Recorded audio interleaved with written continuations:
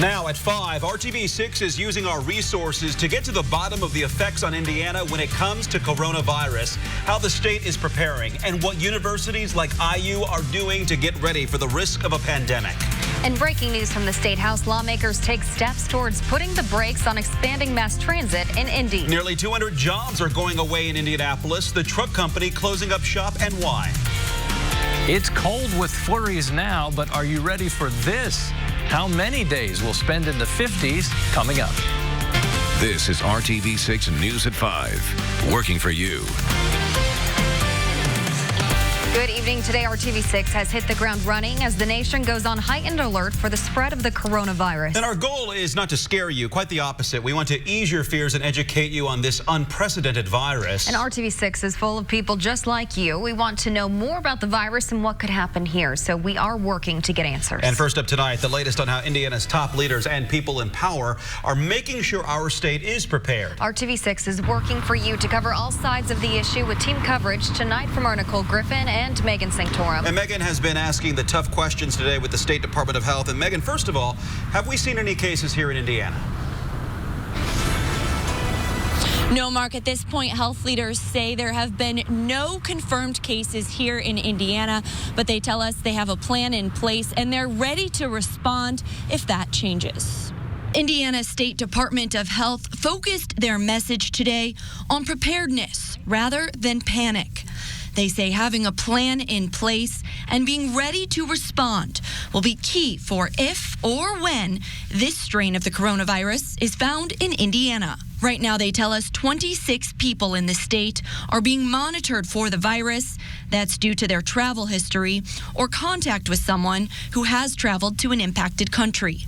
And they are all being basically self-quarantining in their homes in different counties.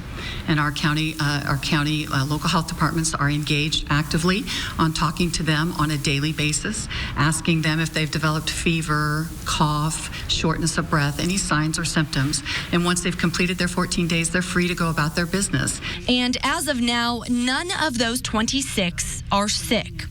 They know this situation is constantly changing, though, and there are still a lot of unanswered questions about the virus and if we will see it here.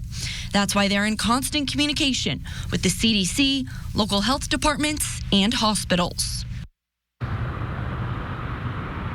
And they say right now at this point, you're more likely to catch the flu than you are this strain of the coronavirus. Mark? And Megan, did they offer any tips for people who are still worried about getting sick? What can you do to protect yourself? Anything you've heard on that front? Well, they said the best thing you can do is just practice basic hygiene. They recommend things like washing your hands, and if you're coughing or sneezing, do it into your elbow or shoulder rather than on your hands. And of course, if you are sick, stay at home. Some common sense thinking there. Our Megan Sanctorum live for us downtown tonight. Thank you. And this afternoon, Vice President Mike Pence led his first meeting as head of the president's coronavirus task force. And Pence made some key additions to his team, including the Surgeon General, Jerome Adams, Indiana's former health commissioner. He also added the Treasury Secretary and Director of the National Economic Council. In the days ahead, we're going to make sure that the full resources of the federal government continue to be brought to bear in confronting the coronavirus here at home. The CDC has also confirmed the first patient to become infected with the coronavirus through so-called community spread, meaning the virus spread without the person having returned recently from a foreign country or without having close contact with someone already infected. And our team coverage continues now. Our Nicole Griffin is in Bloomington finding out how Indiana University officials are preparing for the cases of the coronavirus. She's finding out what steps are being taken to protect thousands of students and faculty members. Here at IU, the director of emergency management tells me he is in meetings daily, constantly monitoring the ongoing coronavirus outbreak. He says he is working closely with both state and local health partners to make sure they have a plan in place. As fears spread about the coronavirus outbreak, students at IU are trying to educate themselves. I don't really know much about it outside of what the news outlets are telling us and what IU has been informing us with their emails. And Tracy Lamptey has received several emails from the university about the steps being taken to protect students and the campus community. They've just been telling us that it's like right now it's on a case-by-case basis, and they keep updating us that there has been no record of it being here in Indiana just yet, but they're still taking precautions and like meeting about it and talking about it. IU's director for emergency management says his primary role is to prepare and respond to incidents at the 7 IU campuses across the state. Right now, the coronavirus is a top priority. Our plan and our policies that lays out how will we respond. So we've basically been doing an internal test with the university and our external partners to say, do we have the proper locations to isolate people? What steps would we be taking? How quickly could we respond? The university has a pandemic plan that can be put in place to stop the outbreak of any infectious disease. Aside from working with state and local officials, IU is also learning from other universities, finding out how they responded to coronavirus cases. Our peer institutions sharing information right now is pretty unprecedented. A lot of universities are connecting on a daily or weekly basis on what they're doing to prepare. And then we had a lot of contact with Arizona State University about what their response looked like. Campus officials want students to be proactive, constantly wash their hands, and look for signs of the virus like coughing, sneezing, or headaches. Working for you in Bloomington, Nicole Griffin, RTV6. And Indiana University officials say they feel as if the risk of coronavirus cases is still low at this point. They have been working with housing partners to see if there's extra housing space in case a student needs to be isolated. We have a story right now on the RTV6 app with responses from other universities across the state on how they are preparing. And for the 4th day in a row, coronavirus fears fuel another drop in the markets on Wall Street. Today, the Dow took another deep dive, down nearly 1,200 points, the largest single-day drop in history. Since Monday, it's dropped nearly 3,200 points. Coming up in our next half hour at 5:30, we talk with a financial expert about things you need to know about this volatile market and your retirement account. And for the past couple of months, we've been trying to learn everything we can about the coronavirus, or COVID-19 as it's called. We're working on compiling all that knowledge in a special section online for you. From what the coronavirus is to how it's affecting life right here in Indiana, you can head to theindychannel.com/coronavirus. If you're hearing about the effects of coronavirus and what it's having on life here in Indiana, be it on medical supplies or something bigger, we want to hear from you as we continue to get questions answered. Send us a message at workingforyou@rtv6.com with what you know. We'll keep following this developing outbreak.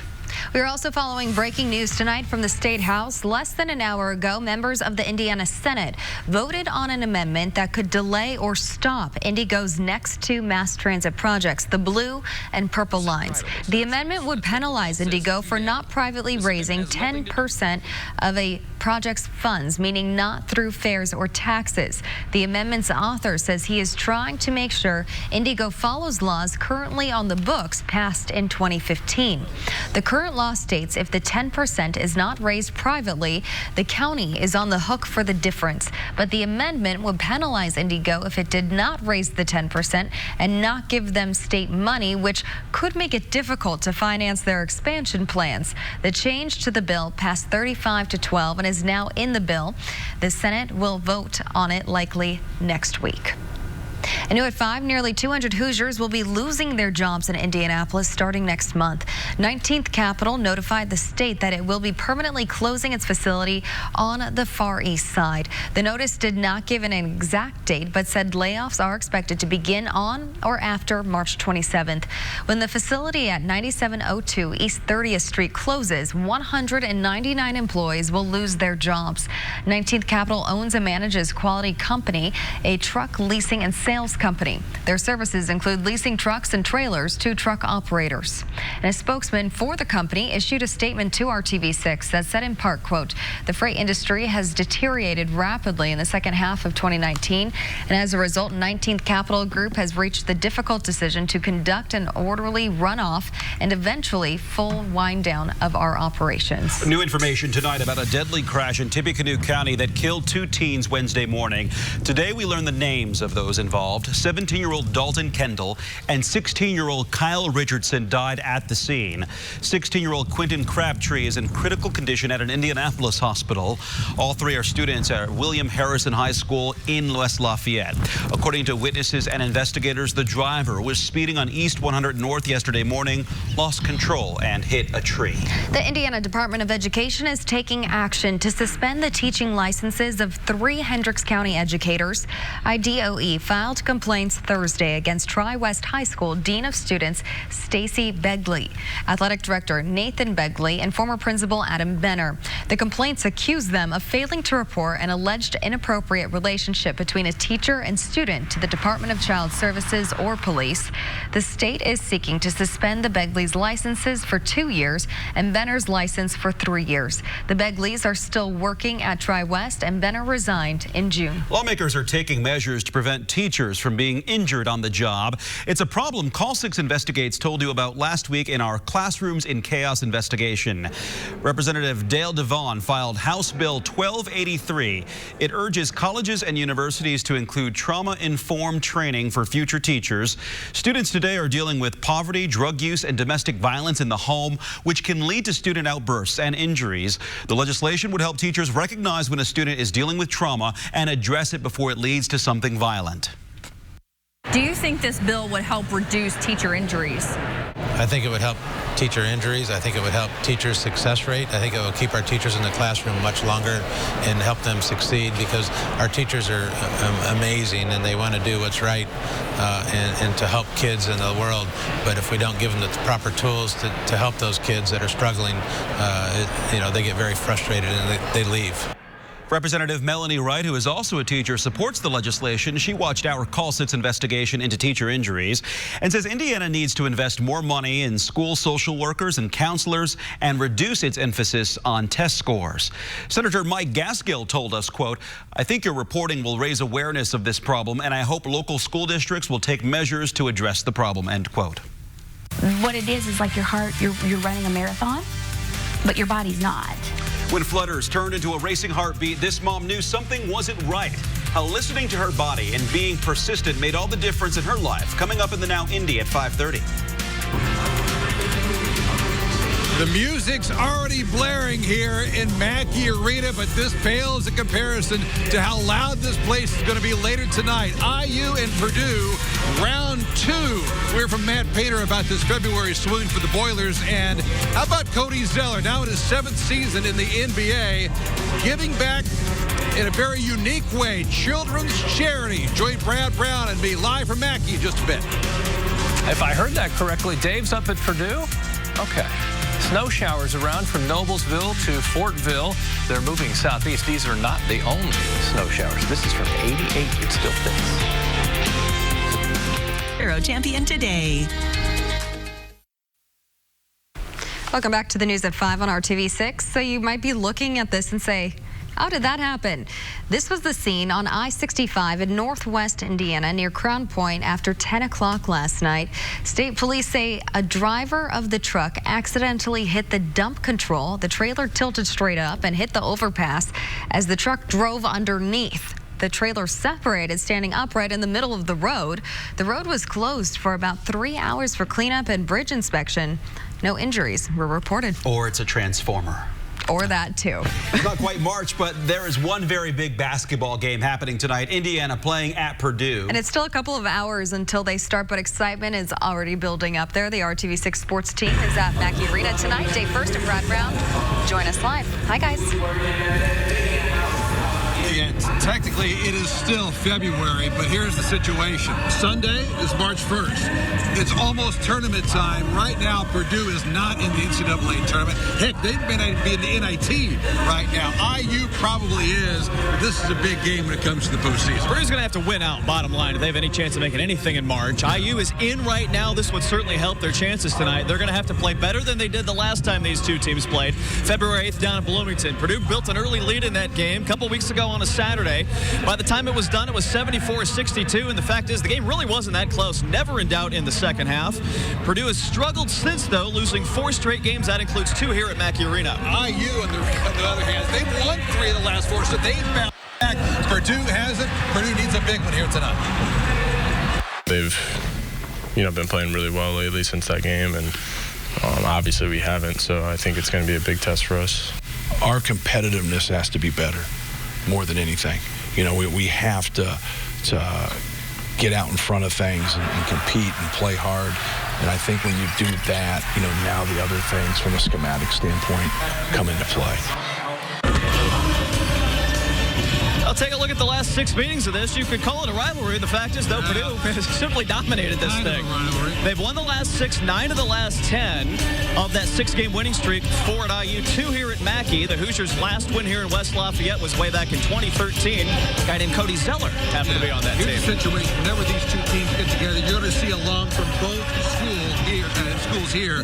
Cody Zeller, though, the former IU star, former Washington star, ever since he graduated or moved on from IU, his purpose has really been giving back to children's charities and children's hospitals, and he did so once again in Indy earlier this week. Whenever former IU star Cody Zeller returns to Central Indiana, there's usually a meeting with his ex-teammate Victor Oladipo, but on this night, there were others he wanted to greet. Kids and families from Riley Hospital for Children, and his meeting begins with his shoes. It's cool to be able to kind of customize the shoes, kind of a fun way to, kind of raise awareness for what Riley's doing and also give back for myself as well. So it's kind of cool how it all came together. Cody reached out to Riley, as he usually does with a lot of children's hospitals wherever the NBA may go. He came together with kids from Riley to design his Air Jordans, literally designing shoes from the ground up. So I designed kind of one of them with the Indiana logo and the Hoosiers movie, and stuff like that. And then the Riley kids designed the other one. So they sent in pictures, and kind of an artist in Charlotte, local guy, kind of put it all together, and it turned out really, really cool. What's even cooler, the shoes were auctioned off and sold for some $15,000, with the money going back to Riley. The Washington IU star giving back the best foot forward in his NBA career. Cool to be able to give back to kids, obviously. Kids are kind of near and dear to my heart, but also to help Riley Children's Hospital is always something that I want to help out with. That's tremendous. He's been doing this really in each city he visits, namely Charlotte, North Carolina. You want to feel old, though? Cody Zeller's in his 7th NBA season, having the best, though, of his 7 right now down in Charlotte. One of those guys that just gets it from every level, not just on the court, but off the court. Great to see him doing that well. We're going to get this one. IU and Purdue, much more coming up, and all new at 6 for now. Brad Brown, Dave First, live at Mackey Arena, RTV6 Sports. A lot of people tuned into this one. Thanks, guys. Always a fun one. Who are you rooting for? I have no idea. Can you tell? So we're going to be on, during the 7 o'clock news, but I will stay focused on the weather. Not a lot happening. There's some snow showers around and flurries. Now, this will be the next 24 hours that we have these that will limit visibility, get a quick burst of snow. Maybe it puts a dusting on the ground. So just be careful if you drive into one of the snow showers. You can see one little area, 2, and maybe a 3rd there. As I zoom in toward Hamilton County over toward Newcastle, one little burst of snow, and then between Kokomo and Tipton, you've had north of Peru some light snow showers through the day, and the darker the blue, the more restriction maybe in visibility as that cuts through southern Madison County toward Knightstown, Newcastle. Temperatures, they're above freezing, 34 in Indy, 31 in Tipton and Muncie. Temperature, as you can see in Greencastle at 36, the warmest I can find, 41 in Sullivan. Wait until you see what happens starting on Sunday. Say hello to Daisy. Now, this is what's tough about this time of year, where the ground is sometimes, frozen, but oftentimes it is thawing out, and there's a big puddle, and Daisy found it. Stood right there and said, did anyone see me doing this? Colleen Mullenix sent in the picture. Thank you, Daisy. All right, time to dry off before coming back in the house. Temperatures, they'll change very little this evening. We'll have these flurries and snow showers with us, 7 to 9. You see how the progression is dropping everything into the southern third of the state, and then it will exit overnight, but I think return tomorrow afternoon. Very cold start tomorrow morning. These are the coldest temperatures in the 7-day planner, and Saturday morning, I should throw in, and then we really turn it around. Temperatures tomorrow struggle to hit that 30-degree mark in many spots. Should be up and over, though, in the metro area and to the south. This is what I'm talking about. 37 Saturday with tons of sunshine, and we make a full 20-degree jump on Sunday. Also Sunday, we stay dry. That's crucial because early next week, although temperatures will be mild, it turns wet. Lots of sunshine Saturday, still cool. Then, as I mentioned, much warmer and temperatures in the upper 50s Friday. Chance of rain, and some of the rain could be heavy at times in the southern half of the state with temperatures in the 50s Monday, Tuesday, and Wednesday. That's 4 days of the 7-day forecast, 50 or above. We're looking forward to it. Thanks, Kevin. Appreciate it. Hey, a big summertime destination for people who live in our area now says it has plenty of jobs open, especially with a new roller coaster on the way. And Kings Island has an offer to sweeten the deal for prospective candidates. Next.